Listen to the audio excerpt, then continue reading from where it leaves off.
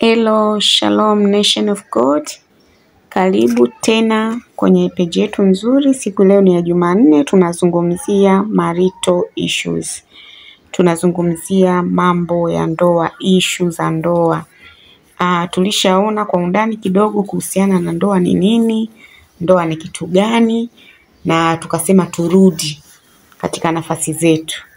Wale ambao tunaishi tu na wanaume, wale ambao tunaishi tu na wanawake bila utaratibu wa kimbingu, kwa sababu kama tunavyojua ndoa, mwanzilishi halisi wa ndoa ni Mungu mwenyewe. So ili tuweze kupata faida na mambo mbalimbali ambayo Mungu ameandaa kwa ajili ya ndoa, ni lazima tuwe tumefuata utaratibu ambao yeye mwenyewe aliukusudia. Jina la Bwana libarikiwe. Haleluya. Tukaona kwa habari ya mfano pale mwanampotevu alipoamua kurudi nyumbani kwa baba yake, akasema nitarudi kwa baba yangu. Kuna wajakazi, kuna watumwa, wanakula, wanashiba, wanaishi.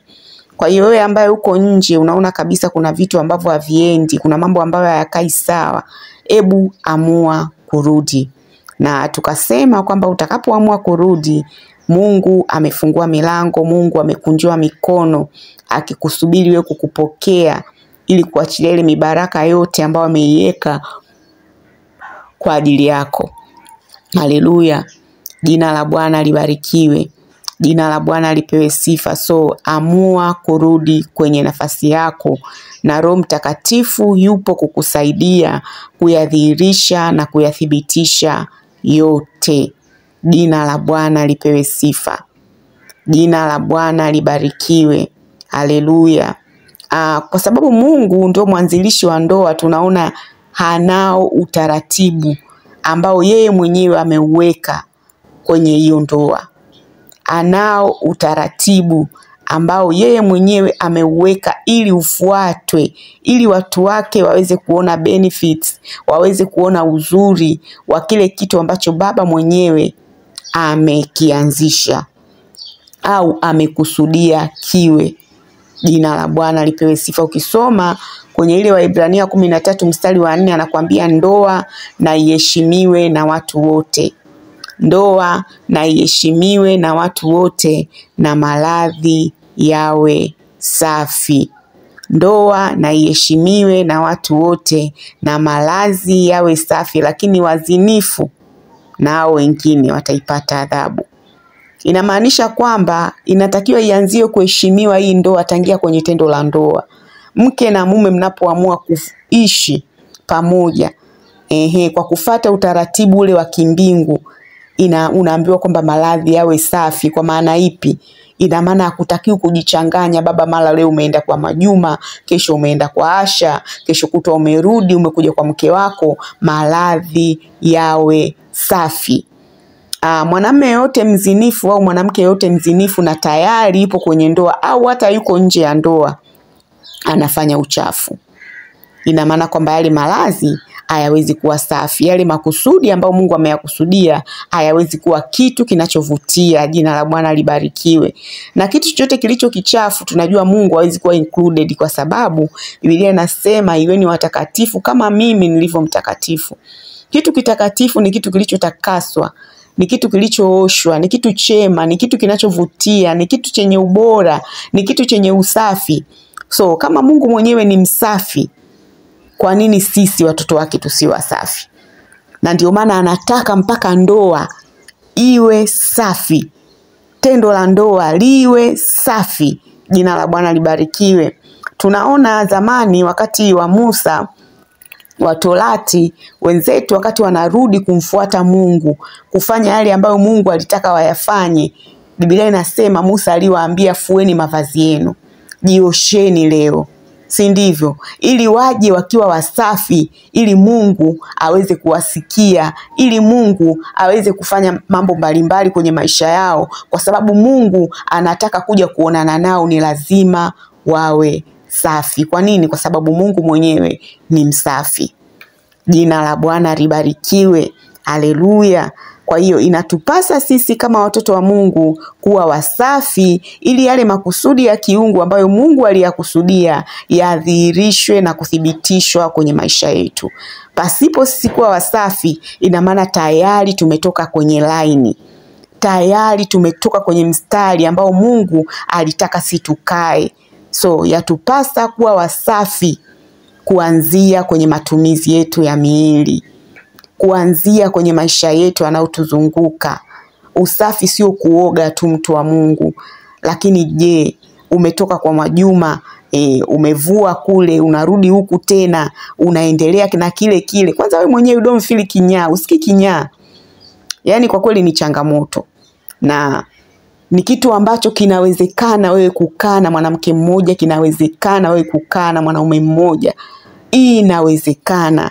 Kitu ambacho Mungu amekianzisha na anasema kifanywe, anajua upo uwezo wa wewe kukifanya hicho kitu kwa level au kwa viwango ambavyo yeye anataka viwe. Kuna mtu mmoja alikuwa ananiambia, "Yeye usiseme hivyo wewe. Wewe umepata neema, sisi wengine hiyo neema hakuna." No. Neema ya kukataa dhambi kila mtu amepewa. Biblia inasema imefunuliwa. Ipo ndani yetu. Ni sisi kufanya maamuzi. Kwa hiyo ukimwona mtu anafanya uharibifu afu akusingizie kwamba yeye hana hiyo neema, my dear, anakupiga kwa nyuma huyo. Yaani anakuchezea akili. Si ndivyo? Sidhani kama anaongea kitu sahihi. So inawezekana we kufanya yale ambayo Mungu alitaka uyafanye. Sasa nataka nikwambie kwamba baada ya kutambua kwamba ndoa lazima iheshimiwe na watu wote na malazi yawe safi, tukasema kwamba ndoa inatakiwa iheshimiwe kwanza na mimi na baba, na mama na baba, na baba na mama. Wao wenyewe wawili, wao ndio wanatakiwa kwanza waiheshimu ndoa yao. Wao wenyewe wasipoiheshimu hiyo ndoa, ina maana kwamba mtu mwingine yoyote anaweza kupenetretisha, kuingiza uharibifu wowote kwenye hiyo ndoa, kwa sababu wao wameruhusu uharibifu uweze kuingia. Kwa hiyo ni lazima ufanye maamuzi ya kwamba mimi na mke wangu tutasikiliza kweli ushauri wa watu, tutajifunza kweli kwa wengine, lakini sisi ndio waamuzi wakubwa wa yale yanayoendelea kwenye maisha yetu. Tutaiheshimu ndoa yetu. Sio mwanamume anakaa na wanaume wenzie, anaelezea undani wa mke wake, anaelezea mpaka anapokuwa yuko mtupu, yukoje, anaelezea tena kwa ujasiri, anacheka, anagonga. Sweetheart, hiyo sio heshima. Inadhihirisha kabisa kwa mtu mwenye akili, atakuona kabisa we baba una akili vizuri. Kwa nini unaongelea utupu wa mke wako? Wengine sasa hivi wanachukua mpaka picha za utupu za wake zao, wanawaonyesha wanawake zao wa nje. Ina maana hakuna heshima katika hiyo ndoa. Wewe mwanaume umheshimu mke wako, na kama umheshimu mke wako au iheshimu hiyo ndoa. Haleluya. Semu tu mwanamke anatoka anaenda kumwelezea mume wake alivyo. Mume wangu mimi 1 2 3. Mume wangu kule makalio yake sijui amekaaje. Mume wangu sijui jamani sijui yuko hivi na vile. Au jengi, unabomoa. Ndoa na iheshimiwe na watu wote. Chochote ambacho unakiheshimu kina limitation. Chochote ambacho unakiheshimu kina mipaka. Utalopoka kwa nini? Na kiheshimu. Jina la Bwana libarikiwe. Haleluya. Jana nilikuwa naangalia clip moja, nikaona nafikiri ni jana, yes. Nikaona kuna binti anakuambia yeye ni mdangaji, yeye ni malaya, ni mtu anayejiuza. Lakini mara nyingine anaweza akatembea na wanaume 2 mpaka 3. It depends na kazi siku hiyo imekaaje. Lakini sasa kwa namna hiyo huyo dada anakuambia inawezekana wakati mwingine umezidiwa na wateja, ukampa mwenzio shavu akusaidie kulipushi lile shavu liweze kwenda vizuri.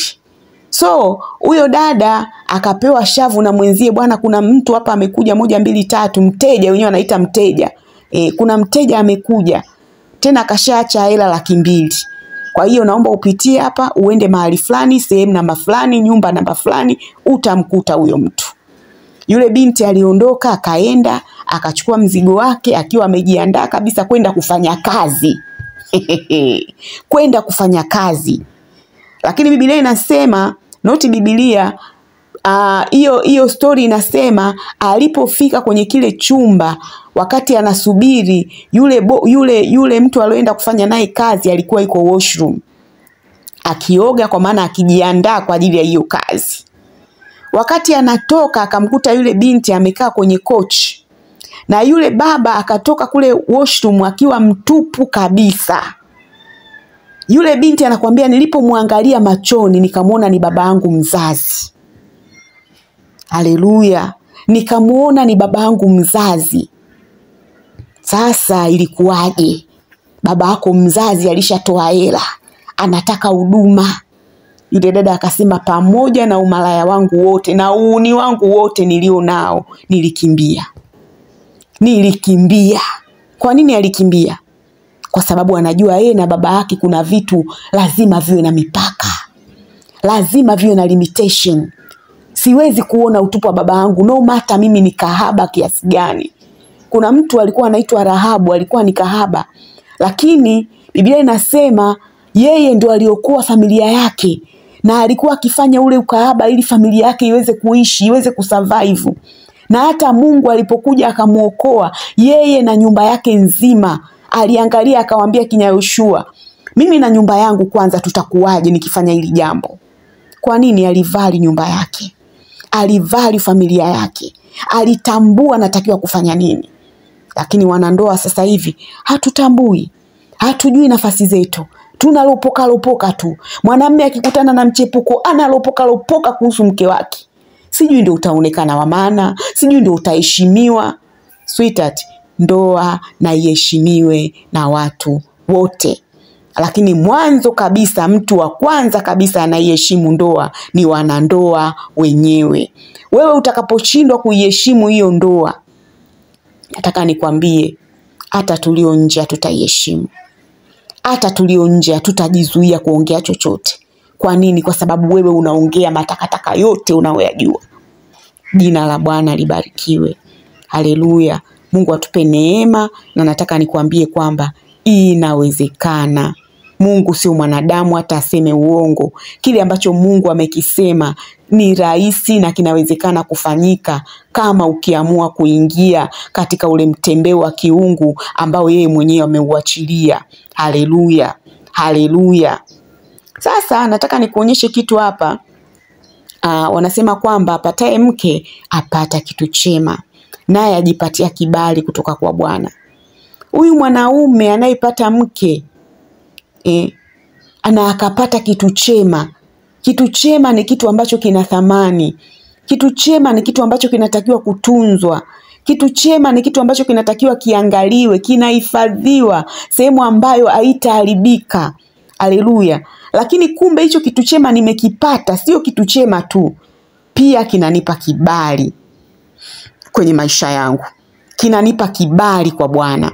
Kinanipa kibali kwenye mambo yangu ninayoyaishi, ninayoyafanya. Ukisoma mwenyewe kwenye ile Misali 18:22 inasema hivyo.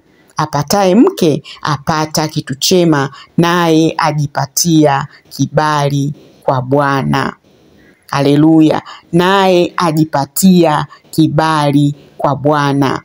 So kama umepata kitu chema na umefata utaratibu, ni lazima kibali cha kiungu kiwe kimeachiliwa upande wako. Na kama kibali cha kiungu kimeachiliwa upande wako, yale yaliyokuwa yawezekani yanawezekana, yale yaliyokuwa yaendi yanaenda, zile njia zilizokuwa hazipitiki zinapitika, ile namna uliokuwa huwezi kufanya peke yako unaweza kufanya, kwa sababu Biblia yangu inaniambia walipo wawili watatu Mungu yupo katikati yao.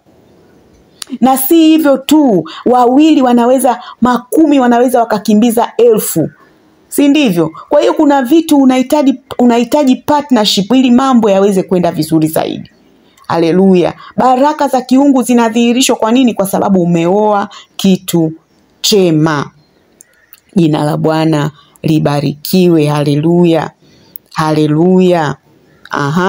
Lakini tukisoma pia Misali 19:14 nasema, nyumba na mali ni urithi apatao mtu kwa babaye, bali mke mwenye busara mtu upewa na Bwana.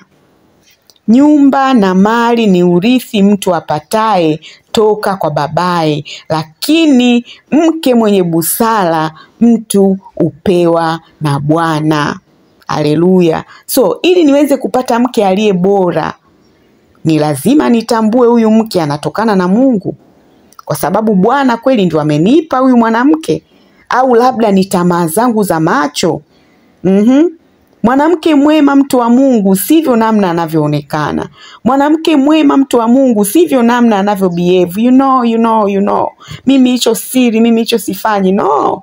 Mwanamke mwema ni yule mchaji, mcha Mungu, ndio mwanamke mwema.